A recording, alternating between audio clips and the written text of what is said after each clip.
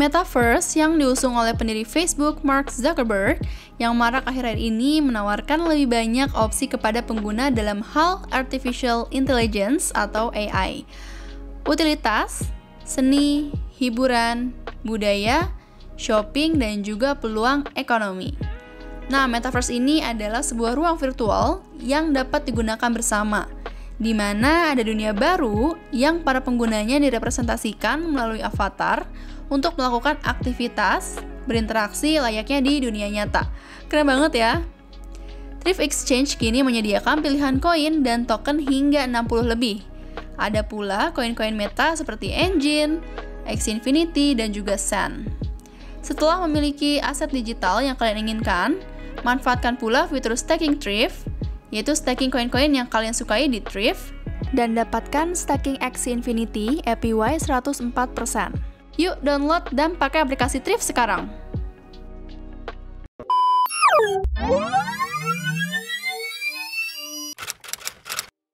Hai, welcome to my channel. Nama aku Sri Kusuma, balik lagi di channel aku.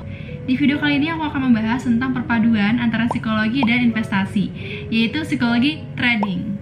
Ngomongin soal psikologi trading, itu erat banget kaitannya dengan pengendalian emosi, strategi, dan juga disiplin. Buat kalian yang suka berinvestasi ataupun trading, tentunya sering banget kan merasakan emosi negatif, kayak misalkan kesel kalau harganya lagi turun, atau juga sering boncos karena ya nggak dapat return, atau juga rugi terus, atau juga hal-hal lain yang memang tidak sesuai dengan ekspektasi. Ya tentunya kalau misalkan hal tersebut terjadi dan kita nggak bisa ngontrol emosi, itu kan bakal bahaya juga ya buat investasi kita. Sebenarnya banyak sih kesalahan-kesalahan yang sering kita lakukan ketika kita melakukan investasi ataupun trading. Nah, sebelum kita bahas tentang psikologi trading, aku bakal bahas dulu tentang kesalahan-kesalahan yang sering kita lakukan saat investasi ataupun trading, supaya nanti setelah aku bahas ini kalian bisa lebih terbayang ya ketika kita bahas psikologi tradingnya. Jadi ada 13 kesalahan nih. Yang pertama adalah melakukan trading tanpa dibekali dengan pengalaman. Jadi kalau teman-teman ingin melakukan investasi ataupun trading atau apapun itu ketika pertama kali mencoba sesuatu, tentunya kan harus belajar dulu ya gitu. Jadi nggak bisa yang kita langsung gitu kan terjun, apalagi kalau trading gitu kan, investasi itu tuh ada risikonya gitu. Dan risikonya juga tentunya kan karena kita mengeluarkan modal dengan uang kita, dan kalau misalkan rugi ataupun ya tidak mendapatkan return, itu juga kan jadi kerugian yang lumayan juga ya kalau misalkan kita ngambil yang high risk gitu kan. Terus belajarnya dari mana? Belajarnya tuh banyak banget. Kalau sekarang dari YouTube, TikTok, dari Instagram itu udah banyak banget yang memberikan edukasi seputar investasi ataupun trading. Tapi kalau saran dari aku, lebih baik kita ikutan kelas-kelas yang dimana itu lebih intensif ya dalam pembelajarannya. Kayak misalkan kelas trading, kelas investasi gitu kan, itu biasanya bakal diajarin dari nol banget sampai kita bisa. Dan di sana tuh ada mentor khusus ya yang bakal membimbing kita. Jadi penting banget ya teman-teman sebelum kita mulai trading atau investasi. Dan juga itu bakal ngaruh banget dengan pengendalian emosi, karena kita kan lebih, istilahnya lebih paham ya, lebih knowledge-nya juga lebih banyak, lebih luas. Jadi kita bakal lebih tahu cara pengendalian emosi juga. Jadi supaya kita nggak asal beli ataupun jual. Yang kedua, melakukan trading seperti mengejar layang-layang putus. Nah, ini maksudnya kayak gimana sih? Jadi maksudnya tuh ketika harganya lagi naik gitu ya, kita malah beli gitu. Padahal ketika harga naik dan kita beli, itu bisa jadi kita beli di harga puncak, karena itu kondisi psikologis kita yang menggebu-gebu sebetulnya ingin cepat-cepat beli karena harganya tuh naik gitu. Padahal harga naik itu belum tentu kita bisa mendapatkan keuntungan atau return gitu kan. Jadi tentunya itu harus ada pertimbangan yang matang juga ya. Jadi nggak bisa yang ketika harga naik, wah ini lagi naik nih terus kita beli, nggak bisa juga. Jadi harus ada perhitungan dari sebelum-sebelumnya juga kayak gimana sih gitu kan historinya gitu. Jadi kalau misalnya kita udah beli di harga puncak dan setelah itu malah harganya turun, kan kita jadi rugi juga gitu kan. Jadi tentunya makanya harus ada perencanaan. Nah, terus yang ketiga adalah melakukan trading seperti menangkap pisau jatuh. Ini juga kayak gimana sih maksudnya? Jadi ketika harganya lagi turun, kita malah beli. Memang ketika lagi turun tuh memang bagusnya buat beli ya. Cuman kalau misalnya kita sekedar ngikutin hati sama mungkin perasaan kita atau kondisi psikologis yang dimana wah lagi turun nih terus kita beli, dan nggak ada perencanaan yang matang juga, kita nggak ada istilahnya menganalisa yang lebih mendalam, itu juga bahaya banget. Karena takutnya ketika kita lagi beli di harga yang turun ya, harga di bawah, itu takutnya malah terus-terusan lagi turun, emang lagi turun gitu kan fasenya. Jadi kita harus benar-benar tahu dulu nih apakah ini setelah turun tuh bakal naik atau setelah turun bakal turun terus gitu. Jadi jangan sampai ya kita cuma sekedar oke turun beli, terus juga kalau naik beli ataupun sebaliknya gitu. Jadi nggak bisa yang asal nebak-nebakan kayak gitu ya. Yang keempat, membeli token atau koin terlalu banyak jenisnya. Jadi mungkin kita merasa lagi banyak uang atau lagi banyak modal, terus kita beli koin sana sini banyak banget sampai mungkin 10 lebih gitu kan. Nah itu yang menurutku bahaya banget karena kita jadi nggak fokus, jadi nggak konsentrasi gitu. Kalau kita nggak konsentrasi, kita jadi kurang menganalisa di satu koin itu gitu kan. Dan kalau menurutku pribadi ya, itu maksimal di 3 koin atau 3 mungkin token ya, ketika kita mau mencoba untuk memulai trading atau mau mencoba untuk memulai investasi apapun itu lebih baik maksimal 3 gitu, supaya kitanya bisa fokus. Karena kan untuk investasi atau trading itu kan butuh analisa yang mendalam banget ya, jadi nggak bisa yang dimana kita megang banyak atau handle banyak gitu ya, kecuali mungkin kita dibantu asisten atau apa gitu. Tapi kalau misalnya kita sendiri gitu kan tanpa dibantu, itu bahaya banget. Kita malah seakan-akan menebar bibit tapi nggak tahu tuh mana bibit yang bisa unggul, mana yang enggak. Dibandingkan kita menebar 3 bibit tapi kita udah tahu pasti bibit tersebut ya bakal tumbuh dengan baik gitu kan, itu lebih bagus gitu. Jadi kita juga nggak akan yang rugi banyak banget, walaupun tentunya setiap kita melakukan trading atau investasi itu ya nggak bakal pernah lepas dari yang namanya rugi atau untung gitu ya. Yang pasti kita tetap berusaha mencegah dulu aja supaya tidak terlalu cenderung ke rugi gitu kan. Yang kelima, semua modal kita dibelikan ke dalam satu token atau satu koin karena kita terlalu optimistik gitu. Ini juga yang bahaya karena kita merasa oke, aku udah yakin banget sama koin A, B, C, atau aku udah yakin sama token A, B, C, terus aku langsung beli nih semua modal untuk satu koin itu gitu kan. Nah ini yang fatal karena sebetulnya ketika kita mau memulai investasi ataupun trading itu harus yang pakai uang dingin, yang dimana tentunya kan harus dibagi ya dari total. Misalkan kita pendapatan nih 1 bulan 10 juta gitu kan, nah berarti kita bagi nih, mau dibaginya mau 10%, 20% atau 30%. Tapi kalau menurut aku pribadi itu maksimal banget tuh 30% dari 1 bulan tersebut ya, supaya tidak yang apa ya, istilahnya kalau kita rugi itu nggak akan yang habis banget nih modal kita gitu. Karena ya kita kan kalau habis modal ya kita nanti mau makan apa sehari-hari gitu. Jadi ya tentunya kita harus mikirin juga, jangan semua uang ya atau budget kita tuh dialihkan ke investasi ataupun trading gitu, itu bahaya banget gitu ya. Yang keenam, kuat menahan rugi tapi tak kuat menahan untung.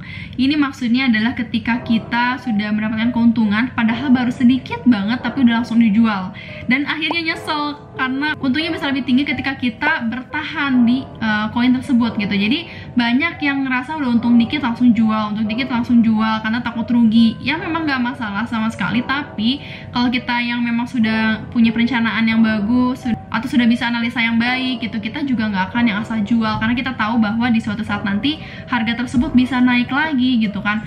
Atau kalau harganya lagi turun, kita juga bisa cepet-cepet jual karena takutnya nanti makin turun gitu kan. Padahal kalau kita hold gitu ya, atau kita bertahan, itu bisa aja nanti naik lagi. Jadi memang balik lagi ke analisa kitanya, apakah kita analisanya udah benar-benar atau enggak gitu ya.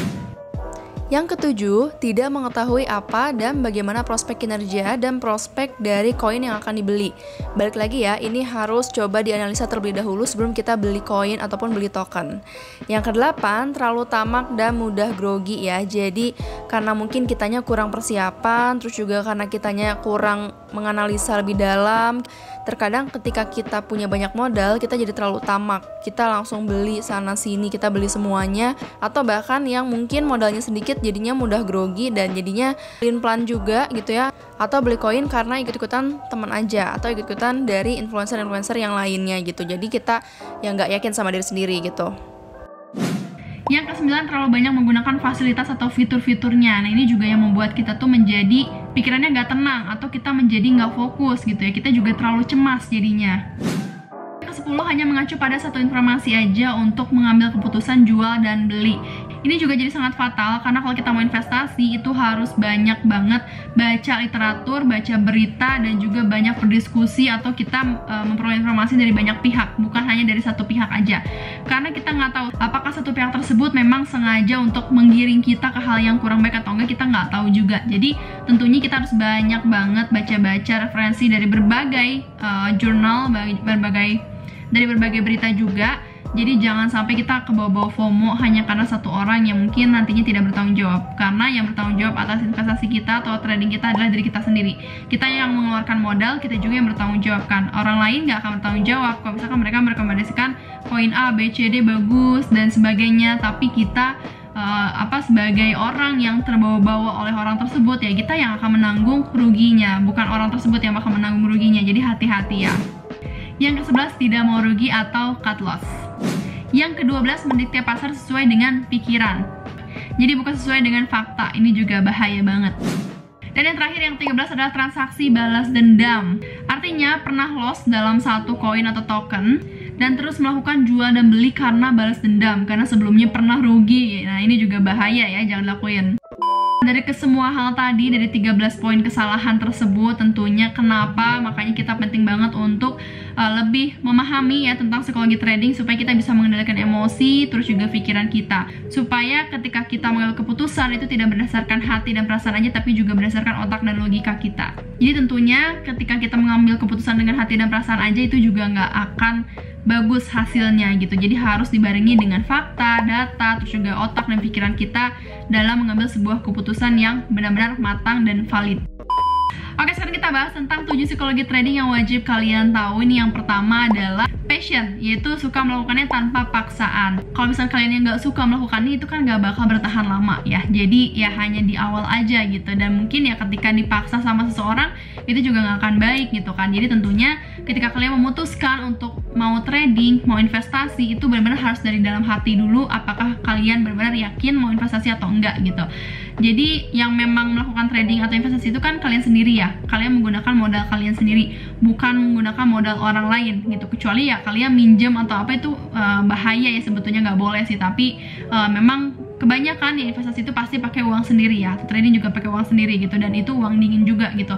Jadi tentunya sebelum kita melakukan sesuatu yang dimana itu juga high risk ya, atau risikonya tinggi, itu juga tentunya harus banget sesuai dengan passion kita. Apakah kitanya memang suka atau enggak gitu. Yang kedua, berani, yaitu mencari gaya trading tersendiri, bukan dengan ikut-ikutan orang lain. Ini juga gaya investasi atau trading ini tuh memang banyak macamnya gitu ya. Jadi kalau misalnya kalian nih punya role model atau juga influencer di sosial media yang dimana memberikan tutorial atau memberikan kayak istilahnya rekomendasi-rekomendasi gitu kan, atau gaya trading dan sebagainya, itu nggak bisa kalian ikutin 100%, karena tentunya setiap orang itu punya gayanya tersendiri gitu. Dan gimana cara untuk mengetahui atau mencari tahunya? Tentunya ya harus mengikuti atau juga istilahnya mencari tahu ya dari berbagai berita, dari berbagai jurnal, dari berbagai istilahnya informasi-informasi apapun itu yang memang bisa meningkatkan knowledge teman-teman gitu kan. Jadi kalau menurut aku balik lagi kayak tadi ya, kalian bisa ikutan kayak kelas-kelas trading, bisa ikutan kayak kelas-kelas investasi atau mungkin yang lainnya gitu kan. Yang penting bisa menambah knowledge dan juga membuat kalian tuh lebih yakin, dan yang pasti jadinya kalian bisa punya gaya trading atau gaya investasi tersendiri, bukan hanya sekedar ikut-ikutan orang lain gitu. Yang ketiga adalah yakin dan tidak putus asa ketika mengalami kegagalan.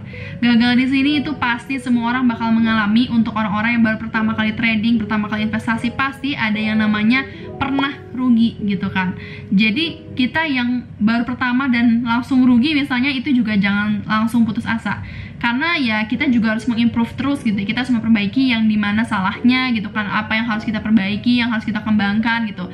Jadi karena kan tujuan di awal kita ya, mungkin tergantung tujuan juga sih sebenarnya. Kalau kalian tujuannya kuat, jelas, goals kalian juga memang benar-benar ada arahnya kemana gitu kan, kalian juga pasti bakal lebih termotivasi gitu. Jadi kalau misalnya kalian baru mengalami kegagalan sekali, itu juga jangan langsung putus asa. Jadi makanya ketika kalian baru pertama kali investasi atau trading nih, itu jangan terlalu besar-besar ya modalnya, supaya kalau kalian rugi, kalian juga nggak akan yang down banget gitu. Karena aku juga kayak gitu sih dulu, aku mencoba paling berapa gitu kan, kecil, nanti lama-lama jadi meningkat gitu jumlahnya. Jadi ya step by step lah ya. Yang keempat, disiplin, yaitu bertahan dan bekerja keras. Ini yang paling susah dilakukan sama investor-investor ya gitu, atau sama trader-trader juga. Ini yang paling susah adalah bertahan. Kadang kalau harga udah naik dikit, kita nggak bisa hold ya, nggak bertahan ya gitu, nggak ditahan ya, kita langsung jual. Atau ketika harga baru turun dikit, kita takut rugi, itu kita langsung jual, bukannya hold. Jadi hold atau bertahan dan bekerja keras itu juga sangat penting dalam psikologi trading, supaya kalian tuh jangan yang asal jual, jangan juga yang asal beli gitu. Jadi harus benar-benar ada analisa yang secara mendalam. Yang kelima, rendah hati, yaitu melihat sudut pandang dari orang lain atau dari berbagai hal gitu ya. Jadi kita nggak bisa yang hanya sekedar ketika kita punya pikiran, ataupun ya ketika kita mikir hal tersebut tuh benar atau salah, itu nggak bisa yang langsung diputuskan saat itu juga. Tapi kita harus lihat nih dari pendapat orang lain, dari berbagai informasi yang ada, dari berita-berita gitu kan. Kita harus membandingkan itu semua supaya tidak salah dalam mengambil keputusan. Yang keenam, tentunya stamina yang cukup ya, supaya kita bisa melakukan investasi ataupun trading ya dengan konsentrasi, dengan fokus yang benar-benar fokus gitu kan. Dan juga supaya kita tetap konsisten. Jadi kalau misalkan kita yang dipaksa, diforsir terus-menerus gitu kan, pada akhirnya kita bosen, jenuh, nah itu yang bahaya juga. Jadi ya kalau bisa kita kayak setiap hari itu dikasih waktu untuk trading atau investasi, dan dikasih waktu juga untuk istirahat. Jangan sampai kita tuh merasa kelelahan dan pada akhirnya kita jenuh gitu kan. Yang ketujuh itu profesionalisme. Ini menyangkut otak dan logika, bukan menyangkut perasaan ataupun hati. Jadi dalam mengambil keputusan itu harus benar-benar dari otak dan logika kita, yang dimana istilahnya jangan karena kita lagi nggak mood, misalkan kita beli, atau misalkan kita lagi good mood, misalnya kita langsung jual dan segala macam. Misalnya jangan seperti itu ya, jangan membawa-bawa perasaan dan hati, karena ya tentunya perasaan dan hati juga itu kan selalu ya kadang-kadang labil gitu kan. Jadi kalau bisa ketika mengambil keputusan dalam investasi ataupun trading itu harus sesuai dengan logika dan otak kita, yang dimana itu juga hasil dari pembelajaran sebelumnya. Kita dapat knowledge dari informasi-informasi yang ada, kita juga belajar dari diskusi-diskusi, dan juga informasi dari sosial media dan role modelnya teman-teman juga. Jadi itu harus banget pertimbangan yang sangat-sangat matang, dan juga analisa yang sangat mendalam banget gitu. Jadi jangan sampai kita karena kita lagi sedih, kita jual, kita lagi senang, kita beli, misalnya kayak gitu, itu jangan ya. Nah, jadi ketujuh hal ini ya, ketujuh psikologi trading itu sangat penting untuk kita pelajari supaya kita bisa mengendalikan emosi dan juga bisa lebih disiplin, lebih stabil juga ya, jangan labil ya gitu. Jadi bahaya banget kalau misalnya kita masih labil banget dalam investasi ataupun trading gitu. Nah, semoga setelah nonton video ini bisa langsung dipraktekin, jangan yang hanya sekedar nonton aja, tapi langsung praktek supaya bisa dapetin hasilnya langsung gitu ya. Oke, semoga videonya bermanfaat, dan juga jangan lupa di subscribe kalau misalnya memang kalian suka sama video ini. Jangan lupa di like juga. Sampai jumpa di video berikutnya. Bye!